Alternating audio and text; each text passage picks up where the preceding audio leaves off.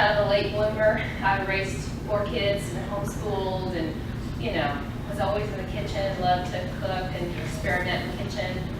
And worked at the vegetable garden for 2.5 years, which was a health food store in town here, and then it burned down.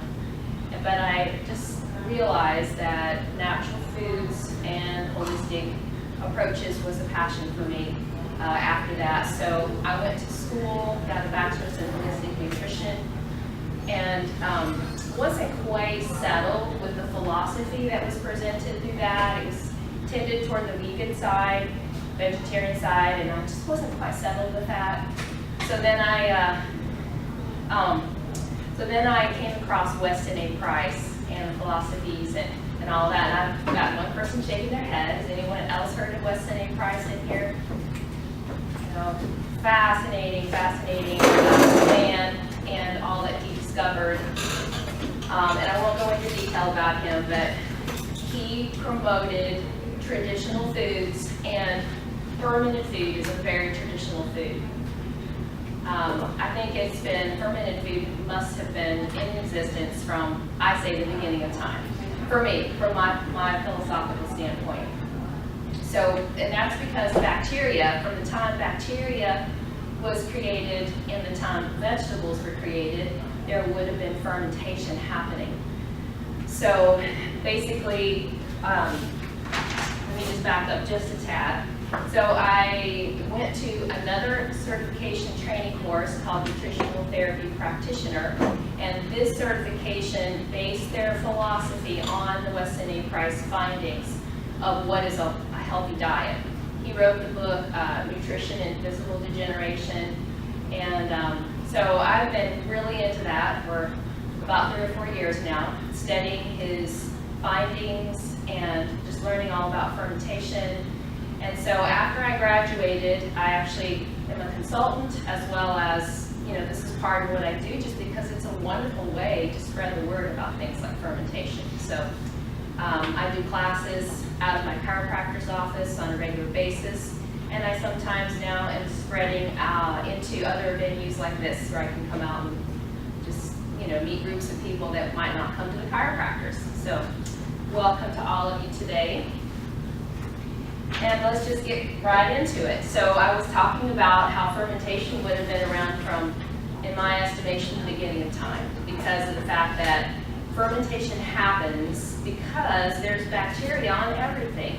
This natural bacteria, it's a group of bacteria called Lactobacillus. It's on all the plants. So these carrots right here are loaded with Lactobacillus bacteria. One of the great things about the carrots is they got a little dirt on them as well. So you get soil-based organisms through that. We used to think, scrub, get all that dirt off of there. Now we know that there's good stuff in, especially if it was raised in an organic soil and not, pesticide-laden soil. So the beets that were grown, these beets are covered in bacteria, and in our minds we want to wash that off, but no, that's the good stuff. It's a lactobacillus kind of bacteria. So if you put sugars and starches together with lactobacillus bacteria, you get natural fermentation, because those little bacteria need to eat, and they eat the sugars and the starches. And what they do is they produce lactic acid. So that's kind of a quick overview of what we'll be talking about today. But let's just start back at talk a little bit more about this interaction that's going on. So our bodies are covered in this bacteria. Our digestive tract is full of it, all different varieties and species of this particular bacteria, the lactobacillus bacteria. Our mouth has a particular culture of bacteria, great variety. As you go into the digestive system, you've got the stomach has its own particular variety. Everybody's heard of how people get ulcers from H. pylori. Well, everybody's got H. pylori, and it's natural in every culture to have H. pylori. But it's when you get an overgrowth of it that it causes a problem with the stomach ulcer. So you go on down, and the small intestine has its own variety and number of bacteria. You get to the colon, and that's where you have massive amounts of this good bacteria, and sometimes bad bacteria living there as well. And it's really not about good and bad as much as it is about balance. So we need a certain balance, more like an 80% good to a 20% of the so-called negative. And that includes yeasts and parasites and viruses and all these different kinds of organisms that live there in symbiosis. So the good bacteria eats the yeast. So we think of, oh, yeast overgrowth bad. Not necessarily. The good bacteria eats the yeast. So as you see, this idea of bacteria, it permeates everything, outside, inside, vegetables, animals. When a mammal produces milk, the milk is full of this good bacteria.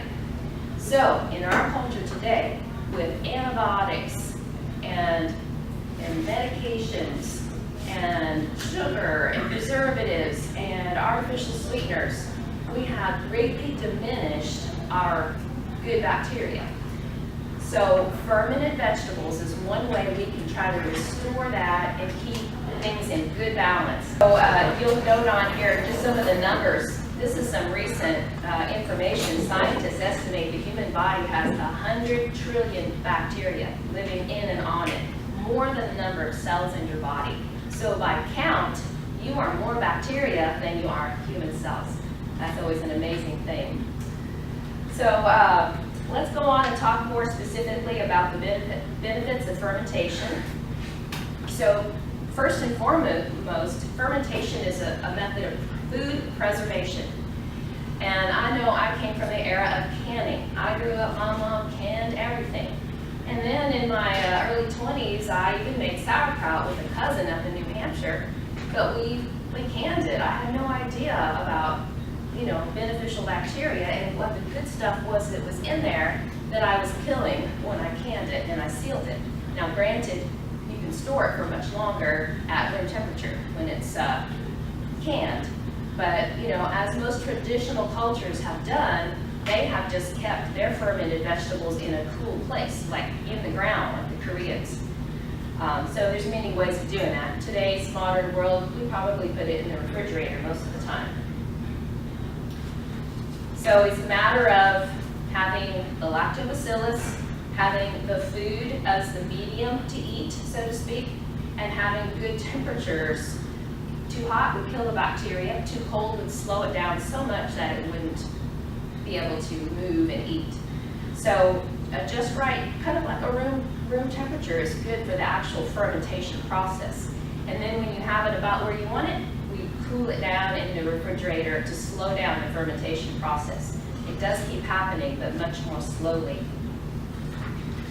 So as I said before, the bacteria are eating sugar and starches, and they're giving off lactic acid.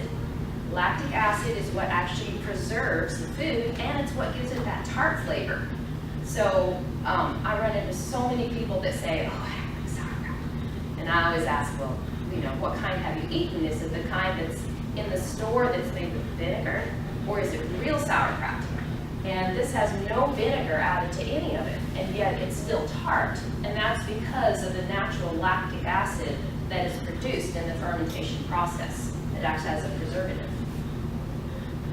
So another major benefit of fermentation is it makes your food more digestible. Breaks down, in the case of vegetables, things like goitrogens, which inhibit thyroid function, and it's found in cruciferous vegetables. So, cabbage is a cruciferous vegetable. If you ate a lot of raw cabbage day after day after day, it could inhibit your thyroid function. So most traditional cultures ferment their sauerkraut. So then you won't have to worry about that as an issue. I'm not going to go into all this as far as every detail of the benefits of fermentation. You guys were supposed to have notes, I thought. Well, I'll ask her about that because I sent them to her. Okay. Jamie? Yeah, I emailed them to her, and I thought she was going to print out notes for everyone. Because if she doesn't, then I will tell you about some of these benefits. If you're fermenting, for instance, milk, and I want to get this started, everyone knows that lactose can be a problem for a lot of people. Well, if you ferment dairy long enough, it breaks down the lactose, so there is no more lactose and people that are sensitive to lactose can have it. So what I'm doing right here is I'm going to start a little demonstration of how to produce whey for making fermented vegetables. You don't have to use it, but you can. And this is a store-bought. I usually use my own homemade yogurt, so this might take a little longer to drip. So what we're going to expect to happen here is eventually it's going to start separating, and the whey is going to drip through, and then that whey can be used to ferment. So we'll come back to that. Notes are coming. Okay, good. So fermentation breaks down lactose if you're making dairy. It breaks down phytates, which are in grains, and we won't go into that in detail, but that's something you want to break down. It breaks down the voidogens and natural toxins. Vegetables abound with natural toxins, and so it helps to break those down. It increases the vitamin levels. Like one that I didn't have on here, in addition to the B vitamins being increased by fermentation, it increases vitamin C. So I have read that sauerkraut has 7 times more vitamin C than regular cabbage, and that's partially because as it breaks down, fermentation sort of pre-digests things. So as it breaks down, it makes the vitamin C in the cells of the cabbage more bioavailable. So you can get a lot more vitamins out of that food because it's somewhat pre-digested. So it also converts minerals into less toxic, more absorbable forms. Fermentation does, and that would refer specifically to, like say for instance, selenium in grains or selenium in nuts. And it comes in the natural form, in the raw form, it's a more toxic form, but when you ferment it, then it changes it into a much more absorbable, healthy form of that selenium. So another benefit is it produces enzymes. So we hear a lot about eating living foods or dead foods. And when you cook a food, you've cooked out enzymes. You've killed any of the bacteria that might be on the food. But the wonderful thing about fermentation is you restore life to that food, both enzymes and the beneficial bacteria that your body needs.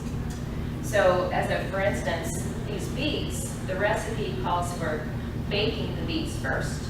So of course, once you bake the beets, you've destroyed natural enzymes and lactobacillus that would be on the food. But when you ferment it, then you again have both enzymes and living lactobacillus. So then last of all, I gave you some quotes here that you're going to see when your notes come. But these are from a book called The Life Bridge. It lists over 49 beneficial compounds created by probiotics. So culturing thus creates unique prebiotic nutrients apart from the viable bacteria that promote the growth of beneficial bacteria, the health of the digestive system, and reduce the risks of colon cancer. So, I mean, I couldn't even begin to name all the different substances that are produced in the process of fermentation. It also says probiotics compete against unfriendly flora by creating natural antibiotics. We used to call the term flora. It's not, flora has to do with plants. It's not really flora.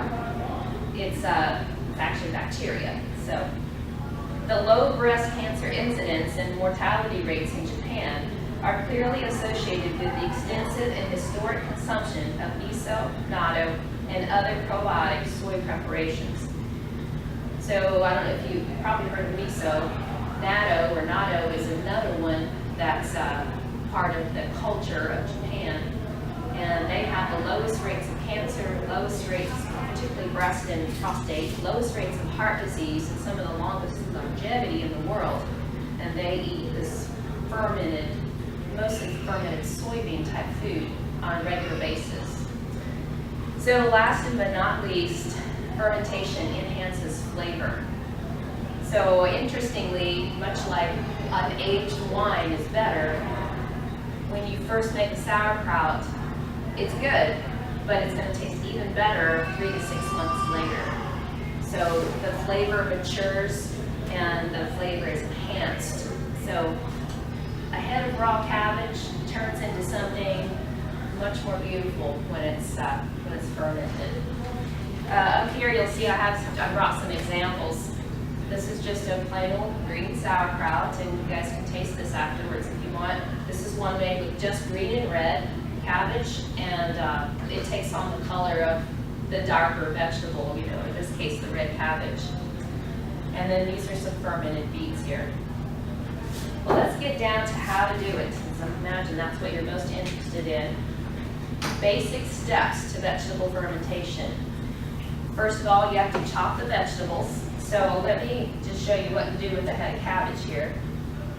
Pretty simple. I'll rinse this off at home, but basically, depending on how it was raised, I usually take off the outer leaves. That one, if that was organically raised, I wouldn't take off too many of those outer leaves. I would just wash them a little bit, rinse them off. Next thing we're going to do, basically, is just cut it. Now, if you have a food processor with a slicing blade at home, that makes this really fast and easy, super fast and easy. But in the interest of, okay, I have nothing like that at home, basically all you're going to do is slice it like you would for a coleslaw. And maybe some of you don't even do that anymore, and it's not that hard. A good sharp knife and a little patience produces a nice, beautiful, fine cut. So that's all you're going to have to do here is just slice your cabbage like you would for a coleslaw. And like I said, I cheated a little bit. I put it in my food processor just to speed it up this morning. I tried to do it all by hand for a long time, but then I did a class that was really, really big, and I had to cut up 7 or 8 heads of cabbage. So I was like, okay, I went right out and bought myself a food processor. So it may not be quite as perfectly even when you use your food processor. You might have a few big chunks in there, but it's okay. So this is a 1 head of cabbage put through my food processor. So once you've chopped up your vegetables, and that is, you don't have to chop up vegetables, but in the case where you are doing something like sauerkraut, you're going to produce all your brine from this right here. If you were doing something with whole vegetables or like with beets, you create a brine by making a saltwater solution. So, but in the case of cabbage, you don't have to add any water normally. So the next step is to add salt. You don't have to add salt, but salt slows down or inhibits any bad bacteria while the good bacteria is proliferating. So salt can be added in lesser amounts if you use a culture. So I brought you a couple different ways to culture your sauerkraut. One is with a packaged culture where you are introducing certain kinds of bacteria, and that's what the starches and sugars are going to eat, is whatever you introduce, or actually it's the other way around. Your culture is going to eat the starches and sugars in the sauerkraut. But this is one that I ordered from Dr. Mercola's website, mercola.com, and it specifically produces more K2, vitamin K2. So that I'll talk to you later about that. But then another one is using whey as an inoculant. And I have just a few little drips coming out of this store-bought whey. When I make my own, it just pours right out normally. But a few little drips of whey are starting to come out. So if you decide to use whey from store-bought, this has a thickener added to it. It is pectin. This has pectin added to it. That's why it's so thick. Real homemade yogurt is not normally this thick, and it will just start dripping whey really quickly. So it will separate eventually. Your whey can be used to inoculate your sauerkraut. The other way is just to use plain salt. Remember, I told you that there's natural lactobacillus on this cabbage, so it will start just growing. So if you decide not to use any inoculant, then you add a little bit extra salt just to inhibit the bad bacteria while the good bacteria is starting to proliferate. And if you use an inoculant such as a culture, you might have some probiotic culture, pills at home in your refrigerator or something, you can actually break one of those open and add them to your sauerkraut. So any kind of inoculant will work, or none. You can just use salt. So I like a salty sauerkraut. I use it as a condiment, and I like the salty taste. But I've had many people ask me, do I have to put that much salt in it? No, you don't have to. If you want to use something like this, you can use almost no salt. But most of us are going to enjoy a little bit of a salty flavor and start stirring. And I'm also going to put some of this inoculant in. If I was using whey, you can see in your recipe here that you don't have, it's coming. That you can use whey as an inoculant, and you would use 1/4 of a cup per jar if you were going to do that. And the benefit of inoculants is that it gets things going just a little quicker. It's like a little insurance policy that you're less likely to have something like molds or bad bacteria start to proliferate. And by the way, I do like using sea salt as opposed to just regular table salt for a couple reasons. You definitely don't want salt with iodine added in there because iodine kills bacteria. It's like putting chlorine in your sauerkraut. You don't want that. And then you get more of a nice mineral balance by using a real sea salt. So, got salt, and in this case I added some inoculant. Start stirring it up first of all, and it starts between the salt, which really helps, and the stirring, and you start maybe punching it down a little bit. It's going to start releasing juices.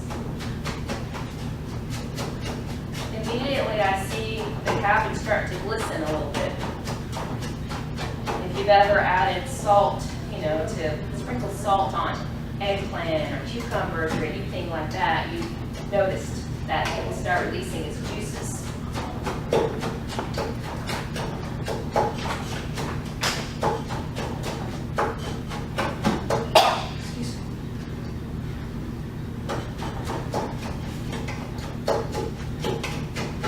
Already I've got 2/3 of the volume that I started with. I'm always amazed at how a whole head of cabbage goes in one jar every time I do this. Oh, let me add a little bit of these wonderful carrots in here.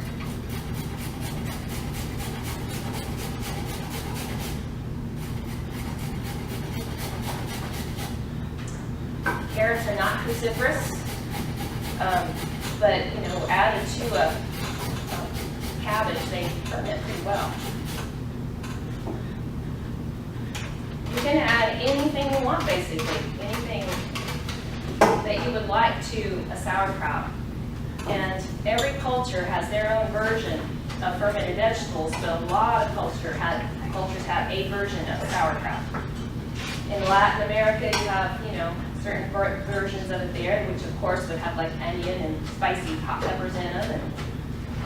And in Korea, you have kimchi, which is just sauerkraut that has things like ginger and hot peppers and onion and green onions in it. And fish sauce. In Korea, they use fish sauce as well. And I've made many a kimchi. I usually make it without the fish sauce, but it's one of my favorites. It's really delicious.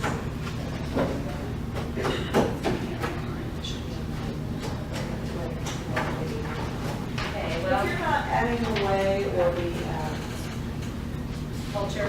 Thank you. How much more salt would you add? There, 1 extra teaspoon. Yeah, and it'll be on your notes there. So about 4 teaspoons of salt if you're not using any culture, if you're just going by wild fermentation.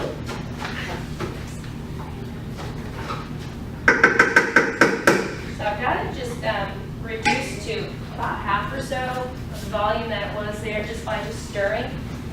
So what I'm going to do now, this is not necessary at home, but just for appearances, I'll have this a little. I like to just get in there And you can use a pounding method to reduce it, or my favorite is a massaging method. Just get in here and massage this cabbage. You'll find that the fresher the cabbage is, the more juice you're going to get out of it, the more natural liquid. So last year in the fall, I made some sauerkraut with fresh cabbage from here. And I didn't really have to massage. I had so much juice, it was incredible, from the fresh cabbage. But this helps to break down the cells and release the moisture, the water that's in the cabbage. Kind of fun if you like getting your hands in food. Like I said, there's different ways of doing it. I had a lady come to a class once and told me when she was growing up, it was her job to make sauerkraut, and she had like a big bucket and used a baseball bat and pounded the sauerkraut that way. So how do you know when you're ready to put it in the jar? Because it'll have juice coming out of it, you know, when you pick it up and squeeze it. So sauerkraut is an anaerobic process. It doesn't need oxygen. We don't want oxygen in there. So we're going to try to squeeze this cabbage down into the bottom and pack it down really good. And that's how we fit a whole head of cabbage in this jar. If you use the whey, you'll have even more juice in there, by the way. So we start packing it down, trying to get all the oxygen out of it. And in the process, we're also just getting more juice, pounding it here. There are lots of fantastic recipes, and when you start getting into this, you know, you'll want to experiment probably with many of the different recipes that you can use.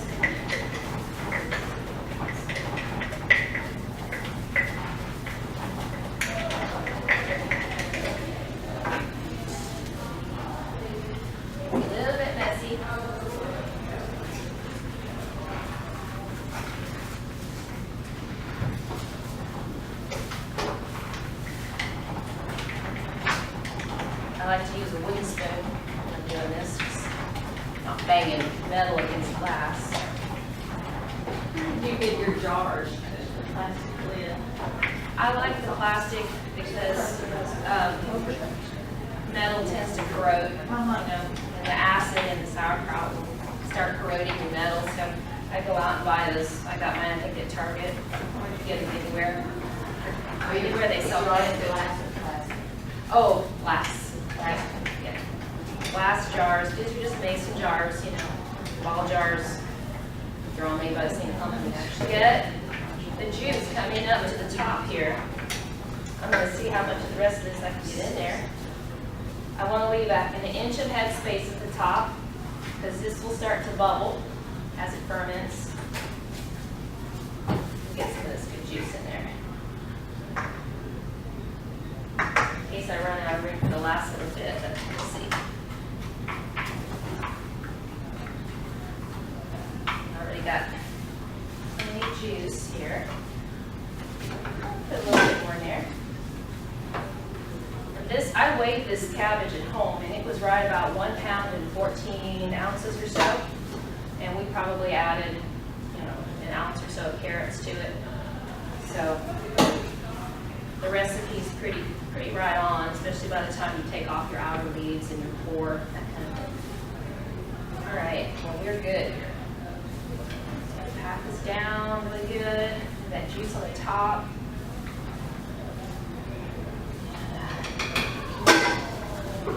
See, we got good juice.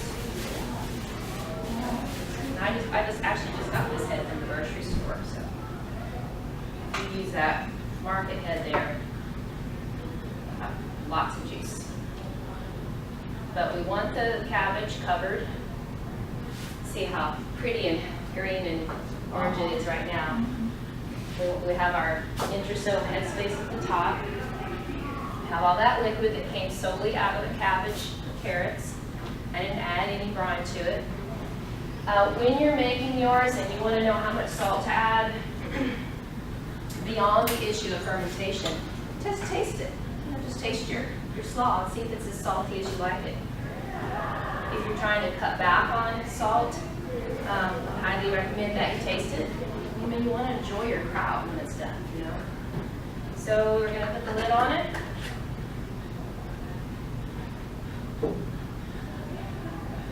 And I put mine in a cool, dark cabinet. And I store it for usually a minimum of 3 days. If it's just salt that you're using, it usually takes a little longer, like more like a week. And if you use an inoculant, such as whey or a culture starter, then it goes much quicker.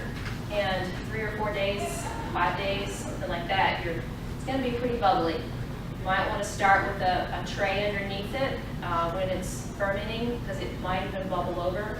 It's not like, you know, it's not so tight that liquids can't come out. They can't. So pressure may release, and you may get some spillage on the top. So let me think if I forgot anything of importance here. I think I covered it. Recipes, I have 4 books out here that are some of my favorites. This one is the cookbook that comes out of the Weston A. Price Traditions of Traditional Cooking. And Sally Fallon is the president of the Weston A. Price Foundation. Their website is westonaprice.org. Wonderful information, and so she has a lot of recipes on fermentation, everything from vegetable fermentation to dairy to fruit, like chutneys. So, great cookbook. This one is by our very own Sander Kotz, who lives out in Woodbury. He's well known, he's internationally known for his writings on fermentation.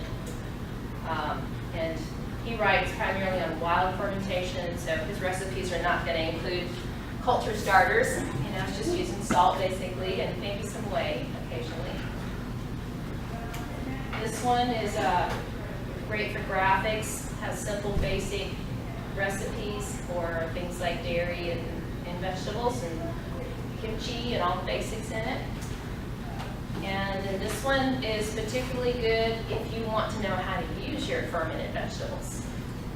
And some ideas for different ways. I mean, she covers kefir soda, kombucha, sauerkrauts, and it has a variety of fermented vegetable recipes. One of them is jicama and orange, and another one is Sally's cultured vegetables, and it has kelp added to it. And so there's quite a variety in here. Both fermented vegetable recipes and how to use those fermented vegetables in various ways. And actually this is becoming such a popular subject that you can find many of these types of books online. But another one, which is in your notes, is a website called culturesforhealth.com. And they'll tell you how to do everything that relates to culturing, cheese making or whatever. So I actually have some opportunities for you to taste if anyone wants to come up and taste the ones that I've made. And with that, I'll close and ask if anyone has any specific questions. How long have they been? How old are they? This one I made in February. You can see it's being consumed. And I'm also taking it to other demonstrations, and it's got like carrots and green peppers and onions and stuff in it.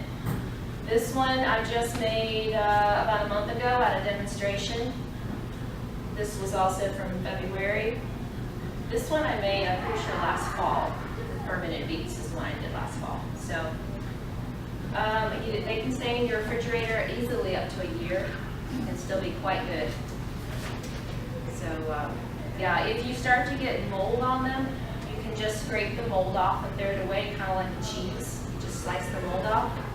Some people react badly to that mold and might feel, you know, if they've got issues like chemical sensitivity or severe leaky gut.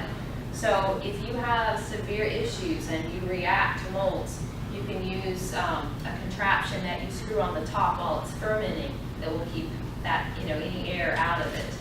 I'm trying to think what it's called. If you look online, So like a bubbler? yeah, it has it's a little plastic thing. It's really inexpensive, and you just screw it on the top, and it keeps the oxygen out. allows gases to escape, but keeps oxygen from getting in. So most of the time, most people don't have issues. You're going to be fine with just a natural fermentation. What's Yeah. the least amount of time you would want to wait to start eating?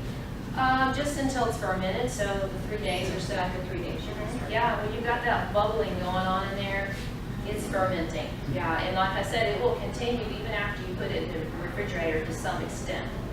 And, you know, in cultures like Korea, they never refrigerate theirs. It stays at more of a ground temperature. So it's going to ferment a little faster that way, but I think they consume theirs, you know, and there is always the possibility that you can take a brine from a previous fermentation and add more vegetables to it. That's kind of a traditional way of doing it. Just keep it going. So, any other questions? All right, well, I will stay here for a little while afterwards, and if anybody wants to taste, please come up and help yourself.